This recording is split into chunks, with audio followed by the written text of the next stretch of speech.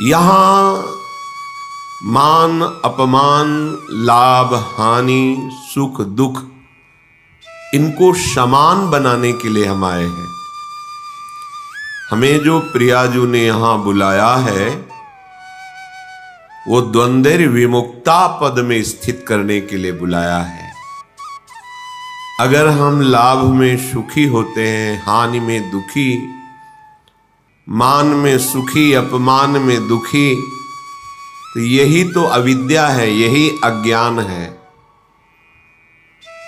अगर इससे निवृत्त करने का अपने मन में दृढ़ निश्चय हम कर लें तो हमें प्रियाजू ने पूरा का पूरा संविधान परम पद में आरूढ़ करने वाला प्रदान कर दिया है। ये जो हमें संयोग मिला है ये महासुख के लिए है। बड़ी बड़ी सिद्धियां भी माया का नाटक ही हैं। एकमात्र सच्चिदानंद प्रभु में स्थित हो जाना ये महासुख स्वरूप है, यही परम विश्राम है। अविद्या के कारण हमें अनुभव में ये बात नहीं आती। जैसे धूल भरी आंधी हो तो वस्तु का सही दिखना असंभव हो जाता है, ऐसे काम क्रोध लोभ मोह मद मत्सर की ऐसी आंधी चल रही है अविद्या जनित कि हमें सही वस्तु का अनुभव करना बड़ा कठिन पड़ रहा है। यदि हम किसी विशाल पर्वत का सहारा ले ले तो आंधी से बच सकते हैं। आंधी हमारा नाश नहीं कर पाएगी। वो विशाल पर्वत की तरह भगवत प्रेमी महात्माओं के चरणों का आश्रय और उनके वचनों के अनुसार चलना, फिर ये कामादि दोषों की आंधी आपको उड़ा नहीं पाएगी, नष्ट नहीं कर पाएगी। श्रीपाद प्रबोधानंद जी महाराज कह रहे हैं कि यदि हमें वृंदावन आने को मिल गया,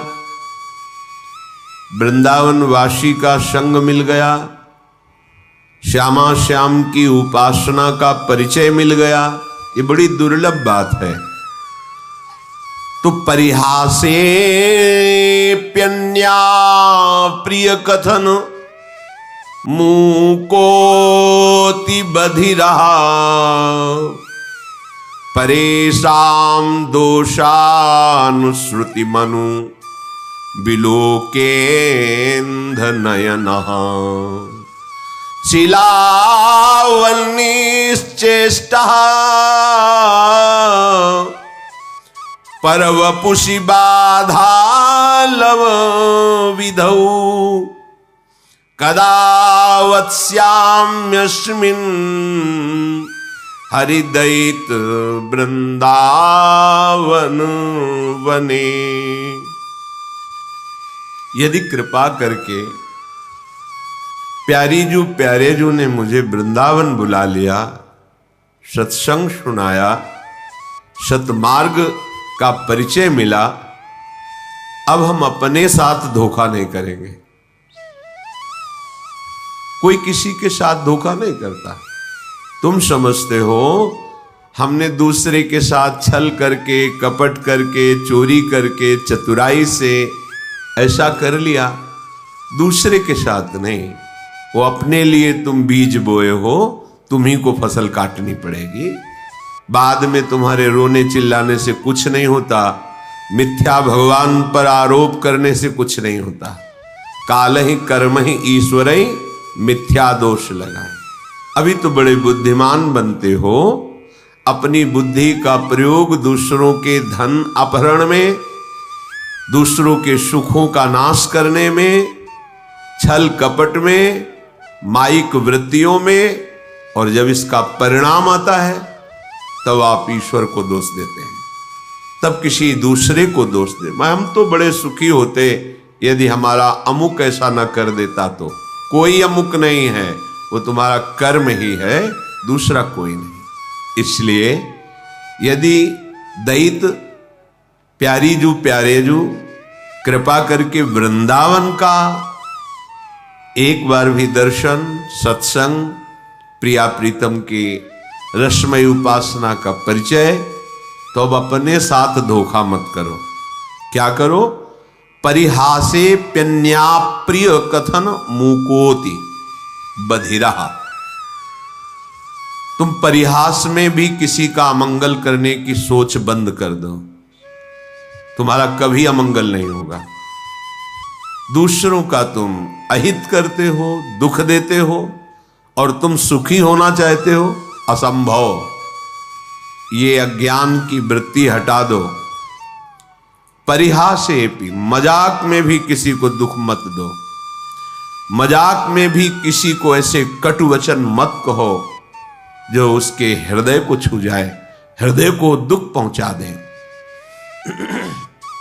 और यदि तुम्हारा कोई अपमान करके कड़वी बात कहे तो बोले बधिरा, बहरे बन जाओ, सुनो ही मती, नहीं सुनना। जैसे कोई पागल आदमी हमें गाली दे, अपनी कुचेष्टाएं हमारे ऊपर करे, तो हमें ये रहता है पागल है। ऐसे ही त्रिगुणात्मिका माया के द्वारा जिनके ज्ञान का अपहरण कर लिया गया है, सतमार्ग के पथिक की वो अवहेलना करें, निंदा करें, दोष दृष्टि करके, दोष निकाल करके उनको प्रकाशित करें, वर्णन करें, कोई फर्क नहीं पड़ना चाहिए, क्योंकि वो बेचारे पागल हैं। त्रिगुणात्मिका माया अविद्या के द्वारा उनकी बुद्धि मलिन कर दी गई है। इसलिए भगवत मार्ग के उपासक को जब कोई निंदा करे, गाली दे, कटुवचन बोले, तो बधिरा, बहरे की तरह हो जाना चाहिए, हमें सुनाई ही नहीं दिया, ऐसी उपेक्षा कर देनी चाहिए। पर हमारे द्वारा परिहासे प्यन्या अप्रिय कथन, हंसी मजाक में भी किसी का अप्रिय वाणी से अपमान नहीं करना, किसी की चुगली नहीं करना, किसी की निंदा नहीं करना। हमारी कोई करे तो बहरा बन जाना, सुनना ही नहीं।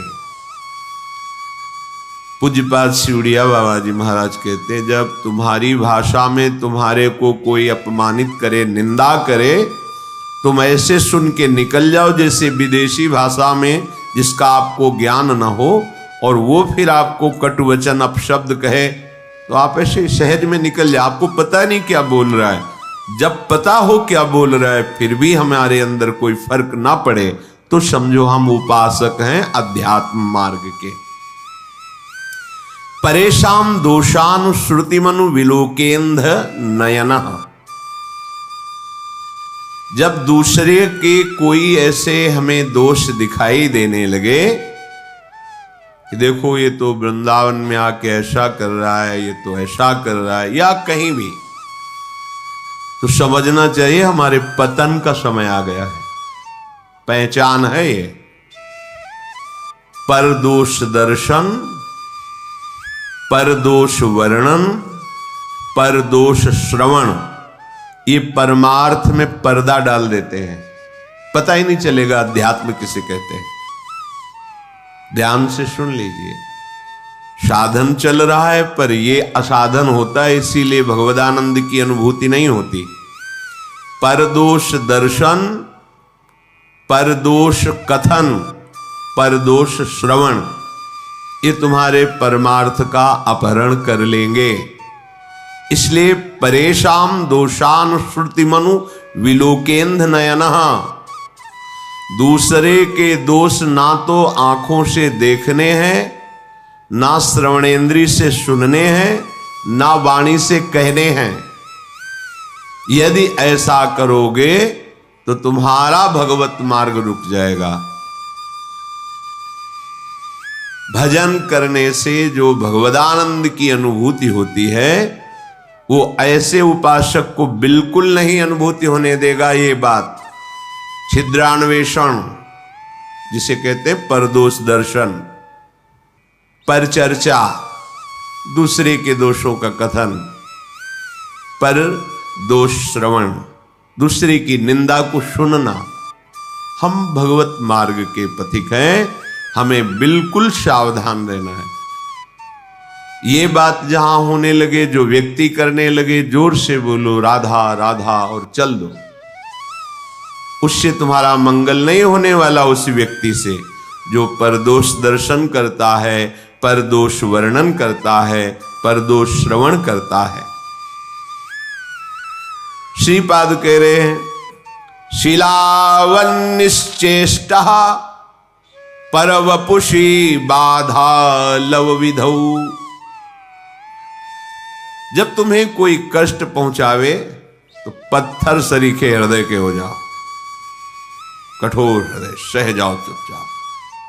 जैसे पत्थर में चोट पहुंचावे तो कोई फर्क नहीं पड़ता, ऐसे ही तुम्हारे ऊपर कोई फर्क नहीं पड़ना चाहिए।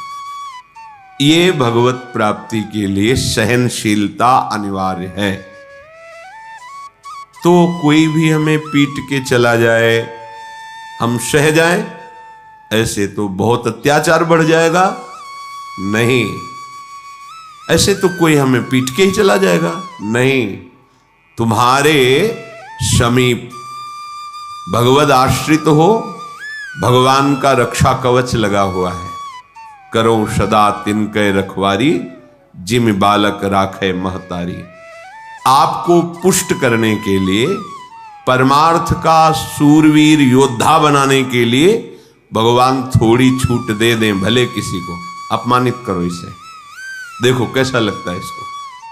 अपमानित किया, वो बहुत दुखी हुआ, रो दिया प्रभु से, फिर प्रभु किसी न किसी रूप में शास्त्र, संतजन, गुरुजनों से समझाएंगे, ये तुम्हारी स्थिति ठीक नहीं है, सहना सीखो। जब ये द्वंद्वों को सह जाओगे तब महाप्रेम को सहने की सामर्थ्य आएगी। तुम द्वंद्वों में विचलित हो रहे हो, कोई अपमानित कर दिया, गाली दे दिया, तुम रो पड़े, फिर महाप्रेम को कैसे सहोगे? वो प्रभु तुम्हें समर्थ बनाने के लिए भले किसी को प्रेरणा कर दे, अन्यथा कोई ऐसा पैदा नहीं हुआ कि भक्त का बाल बांका कर सके। वो हाथ उसी समय नष्ट हो जाएगा जिस समय भगवान के जन की तरफ वो अन्य भाव से हाथ उठाएगा। अपमान भावना से राम रोष पावक सो जरई, जो अपराध भक्त कर करे। हमें चाहिए सहनशीलता। अगर कोई हमें कटुवचन कह रहा है, कोई पीड़ा पहुंचा रहा है, चुपचाप सह जाओ। ये भगवान आपको मजबूत करना चाहते हैं, प्रेम मार्ग का शूरवीर योद्धा बनाना चाहते हैं। तुम्हारे हृदय में ऐसी सामर्थ्य दे, सच्ची मानिए। नहीं तो बड़े बड़े महापुरुषों को इतनी सामर्थ्य है उनमें, भगवान अधीन है और उनको भी कोई पीट दे, कष्ट दे दे, ये खुद विधान बनाते हैं।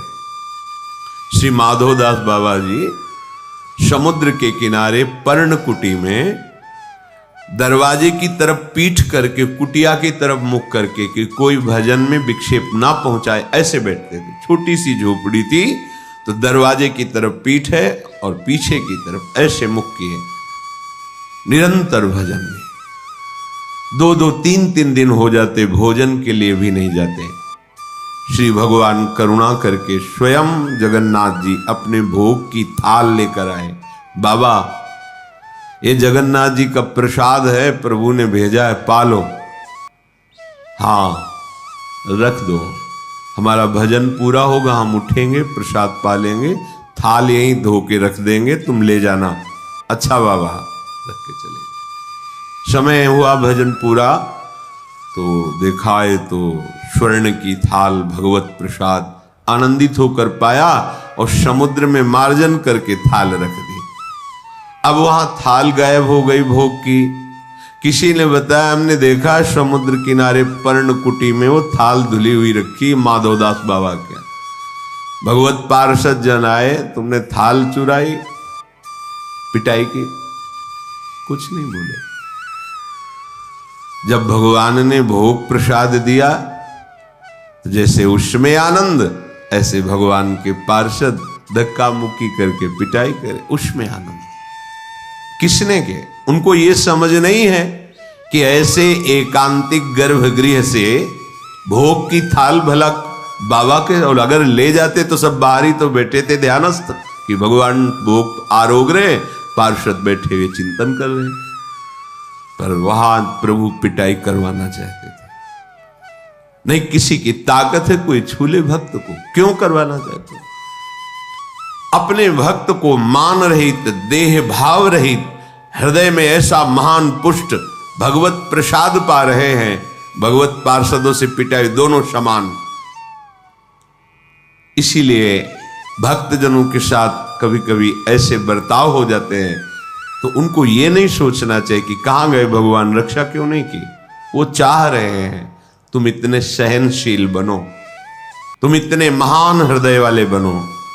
तो हमें तो पीड़ा हो रही है और हम महान हृदय वाले बने, हमारा तो अपमान करा दिया, फिर तुम शरणागत किसके हुए, समर्पण तुम्हारा किसका हुआ। ये शरीर जड़ है, इसी में तदात्म होने के कारण दुख सुख का, जन्म मृत्यु का ये महान बंधन प्राप्त हुआ है। भगवान कृपा करके इसी तदात्म को मिटाते हैं।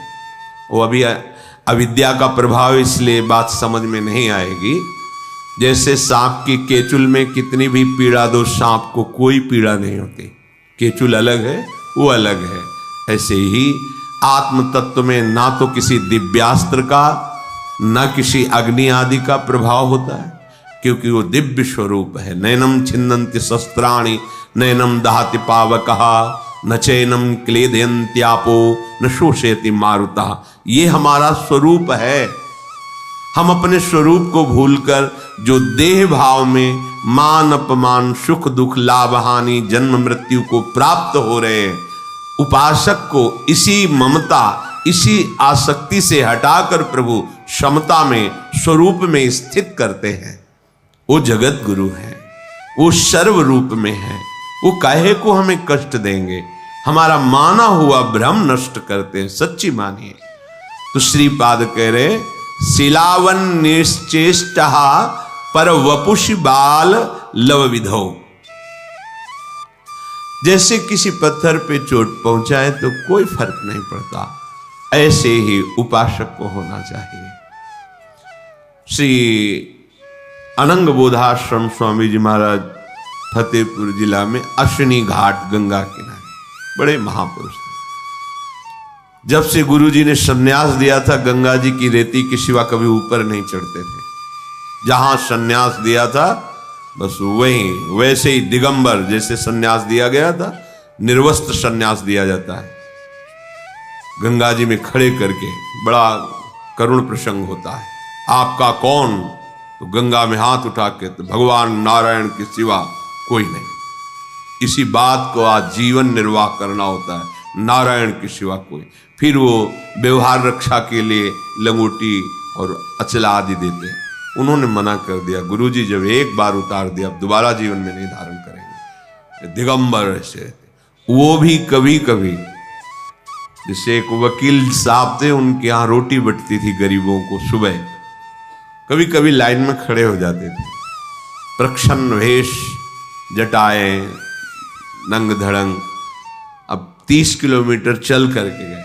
अब वहां नौकर लोग थोड़ी पहचानते थे कि इस उच्च कोटि के ज्ञान संपन्न महापुरुष, जिनको धर्म सम्राट करपात्री जी भी साक्षात ब्रह्म अनुभव करते हुए साष्टांग दंडवत करते थे, बेलाइन में ऐसे घुस जाते, वो धक्का मारते, फिर और जगह से घुसते, 2-3 थप्पड़ मारते, पागल है, लाइन में पीछे खड़ा हो, 2-4 बार ऐसे पिटते, जानबूझ के चेष्टा करते।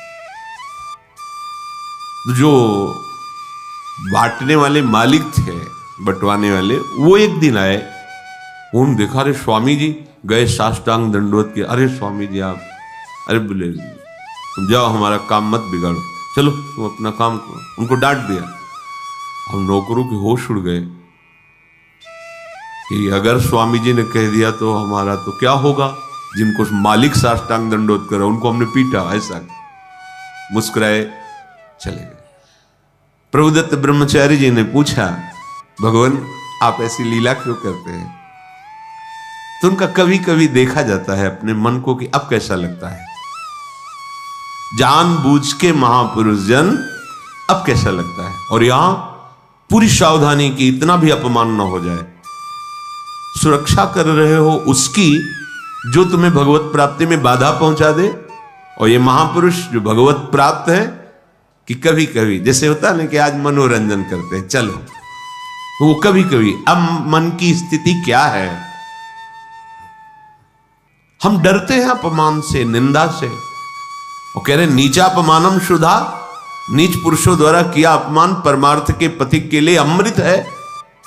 सम्मानम कल्याति घोर गर्णम, सम्मान ये घोर विष है। तो कैसी अविद्या, हम विष को तो अमृत के समान पीते हैं और अमृत को विष मान लेते हैं।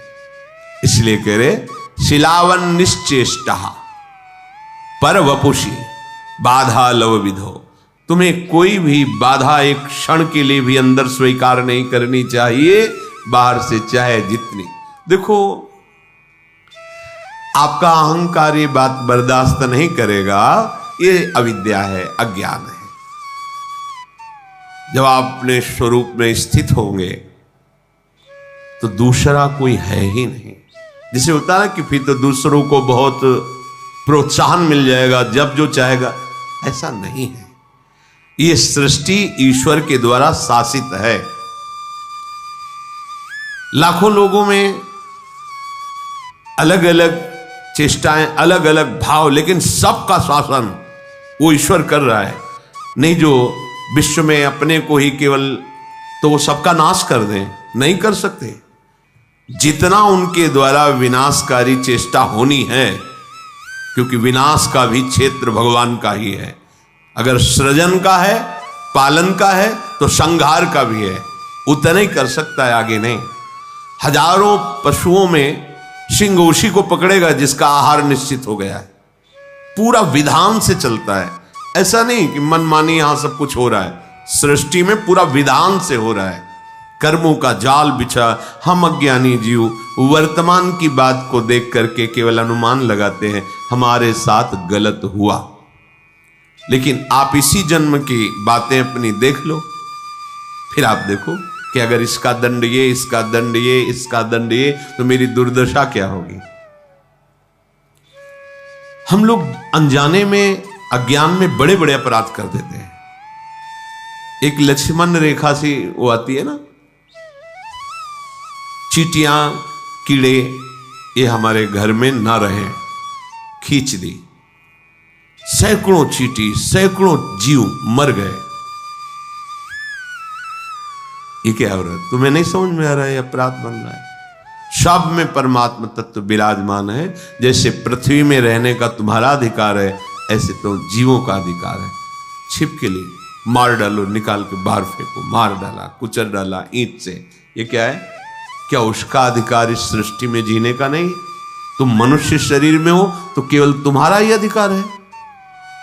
बहुत से ऐसे जिनको हम पाप नहीं समझते हैं, हमारे द्वारा बहुत से ऐसे अनर्थ होते रहते हैं। सोचो, एक तितली की गुदा में खेल खेल में कांटा ऐसे गाड़ कर छोड़ दिया मांडव्य ऋषि, उनको दंड मिला सूली की सजा। और जैसे छोड़ दिया तो वैसे सूली निकली नहीं, काटी गई। महाभारत में स्पष्ट भगवान व्यास देव जी ने लिखा है। आप कितने जीवों की हत्या करते हैं? आपको दर्द होता है? अरे एक चींटी भी वही है ईश्वर जो तुम्हारे हृदय में, जो एक हाथी के, जो एक बड़े से बड़े के हृदय में ईश्वर, वो वहां बैठा हुआ है। क्या जाता है? आप अपनी सुरक्षा कीजिए। आप ऐसी जहरीली चीजें जिससे लाखों जीव, जो गुजरेगा उससे मर जाएगा, छोटा मोटा सब जीव। अरे कोई चींटी बना, कोई कीड़ा बना हुआ है, वो हम ही आप हैं। कर्म के परिणाम स्वरूप हमको ऐसी योनियां मिली हैं। अपने को लगता है हमने तो पाप किया ही नहीं, हमें दंड क्यों मिलता है? ईश्वर है, सर्व सामर्थ्यशाली है। बिना आपके कर्म बिगड़े आपको दंड मिल ही नहीं सकता। अगर हम ऐसा मानते हैं तो हमें सहना चाहिए। अगर हम नहीं मानते हैं तो नया कर्म फिर ऐसा बन जाएगा जो आगे हमें और नष्ट करेगा। इसलिए शिलावन निश्चेष्टा, जैसे हमारे शरीर में कर्म परिणाम से जब फोड़ा होता है और वो पकता है और भीषण कष्ट देता है तो हम सहते हैं। हम डॉक्टर के पास जाके पैसे भी देते हैं, कष्ट भी सहते हैं, पर उसका ऑपरेशन करवाते हैं। ऐसे ही हमारा बुरा कर्म जब हमारे ऊपर आता है, वो किसी न किसी विधान में दंड हमें देता है, हमें चुपचाप सह लेना है। राधा राधा राधा, तो वो नष्ट हो जाएगा और आगे परम मंगल, परम सुख का विधान हो जाएगा। कदा वत्स्याम्यस्मिन् हरिदयित वृंदावन बने। आहा, मैं हरि के प्यारे या दैत प्राण प्यारे युगल सरकार के नित्य लीला स्थली बिहार स्थली वृंदावन में इस प्रकार कब रहूंगा। किसी की बुराई नहीं करूंगा, बुराई नहीं सुनूंगा, बुराई नहीं देखूंगा। अगर कोई हमें गाली आदि अपमानित करता है, मैं प्रसन्न मुद्रा में सहूंगा। अगर नहीं प्रसन्नता से तो राधा राधा कह के चुपचाप चल दो वहां से, प्रतिकूलता मत पैदा करो। अगर कोई हमें कष्ट देता है तो मेरे ही कर्म का फल है, मैं ऐसा मानकर उसे सह लूंगा और प्रिया प्रीतम के चिंतन में श्री धाम वृंदावन में अपना जीवन व्यतीत करूंगा। सीधे भगवत प्राप्ति। षोड्वापि दुखानि सुदुस्सहानि त्यक्त्वाप्यहो जाति कुलादिकानि भुक्त्वा स्वापाकैरपि थुत्कृतानि वृंदाटवीवासमहं करिष्ये। अब मैंने निश्चय कर लिया है कि इस जन्म में मुझे प्रिया प्रीतम की प्राप्ति करनी है, अर्थात महान सुख महान स्थिति प्राप्त करनी है। तो तैयार हो जाओ अतिशह दुषह दुख सहने के लिए, दुषह दुख सहने के लिए। अब कोई ये कहे कि दुषह दुख सहने और भगवत प्राप्ति, नहीं, फिर हमें नहीं चाहिए, हमें तो सुख चाहिए। यही दुषह दुख तुम्हें सहना पड़ेगा कि तुमने जो मिथ्या आसक्ति प्रेम पैदा कर लिया है जगत में, अब इससे हटने में तुम्हें दुख लगेगा। जैसे तुम्हारा जो अभ्यास नशा करने का है, भोग भोगने का है, नाना प्रकार के मनोरंजन कुचेष्टा करने का है, अब उनसे जब हटने की बात आएगी तो आपके मन को दुख लगेगा। ये सहने के लिए तुम तैयार हो जाओ। षोड्वापि दुखानि सुदुस्सहानि, यद्यपि ऐसा सहना बड़ा कठिन होता है। मन कह रहा है ये देख लूं और उसे आप रोकेंगे तो आपको कष्ट देगा, दुख देगा। ये भोगूं, आप उसे रोकेंगे वो आपको दुख देगा। ये सहे बिना अध्यात्म का प्रकाश नहीं होता। इसीलिए बातें बनाने वाले लोग जैसे बड़ी ऊंचाई के प्रश्न करते हैं और जब उनका दर्शन करते हैं तब लगता है ककहरा नहीं आता परमार्थ का, और बात करते हो बहुत ऊंचाई की। जब तक तुम्हारे अंदर संसार में सुखद भोगों को सत्य मानकर भोगने की लालसा है तब तक तुम अज्ञानी ही हो, चाहे जितना ज्ञान बघारो। स्वात्मा रामम, जो आत्मा राम पुरुष ज्ञानी जन है, विषय मृग तृष्णा में कभी भ्रमित नहीं होते, ये झूठे हैं। जैसे वमन कोई खाने की इच्छा नहीं करेगा, ऐसे ज्ञान जिसके हृदय में जागृत हो गया है, किसी भी इंद्रिय के विषय के भोग उसे आकर्षित नहीं कर सकते। तो इसी आकर्षण में जब हमारी आसक्ति हो गई है और उससे जब हमको हटाया जाएगा तो बड़ा दुख महसूस होगा। जैसे खेलते हुए बालक को, धूल दूषित बालक को माता उन खेलों से निवृत्त करके सुंदर स्नान करके सजाकर अपनी गोद में बैठाल कर अपने वक्षा स्थल का परम पवित्र दुग्ध पान कराने की चेष्टा कर रही है, पर बालक को लगता है कि मुझे दुख दिया जा रहा है, मेरे खिलौने छीने जा रहे हैं, मुझे खेल से हटाया जा रहा है। पर वो ये नहीं जान रहा कि ये माँ का विशुद्ध प्यार है। ऐसे ही मेरे परम वात्सल्य समुद्र सदगुरुदेव हरि, इनका विशुद्ध प्यार है। मुझे इस माया के खिलौनों से, काम क्रोधादि की गंदगी से हटाकर मुझे दिव्य आनंद में ले जाने के लिए, अपने प्रेमामृत का पान कराने के लिए इससे बिलक करते हैं। तो जो हमें दुख होता है उसे सहना पड़ेगा, विचलित नहीं होना है। सत्संग आपको नित्य नया उत्साह भगवत प्राप्ति का और सहन करने की क्षमता प्रदान करता है। ये आपको सहन करना पड़ेगा। इसमें शिकायत, प्रश्न या भगवान को कोसना ये नहीं। अगर ऐसे तो उपासक किस बात के हो। तो सहन करें मतलब कब तक सहन करें? जब तक तुम जग नहीं जाते हो। तो क्या हम सो रहे हैं? हाँ, जैसे स्वप्न में तुम्हें चाकू मारी जाए तो कष्ट महसूस होगा, जगोगे तो न घाव है, न चाकू है, न मारने वाला है, कुछ नहीं। ऐसे ही मत्ता परतरम नान्यत किंचिदस्ति धनंजय, मुझ आनंद स्वरूप श्री कृष्ण के सिवा कुछ नहीं है। यह है जगे हुए पुरुष का दर्शन, सोए हुए पुरुष का दर्शन, स्त्री पुरुष जड़ चैतन्य दुष्ट महात्मा ये वो नाना तो मैं मोर तोर तय। जब तक आप इस मैं मोर तय तोर दुख सुख लाभ हानि करता भोगता, ये स्वप्न चल रहा है तुम्हारा दीर्घ स्वप्न। उमा कहूं मैं अनुभव अपना, सत हरि भजन जगत सब सपना। जागोगे तब ना दुख है न सुख है, परमानंद ही परमानंद है। इसलिए अभी जो तुम्हें कष्ट महसूस होगा त्याग में, वो तुम्हें सहना पड़ेगा। सह जाओगे तो महात्मा बन जाओगे, जग जाओगे, ज्ञानी हो जाओगे, प्रेमी हो जाओगे। शुद्धापि दुखानि सुदुस्सहानि, यद्यपि बड़ा कठिन है सहना, और जो सह गया तो सहित सहित बाढ़े भगति ग्रहतन गुरु हितगार। भक्ति महारानी हृदय में परमानंद प्रकट कर देंगे। जिस आनंद के लिए हमें यह अवसर मिला है, हमें सहना पड़ेगा।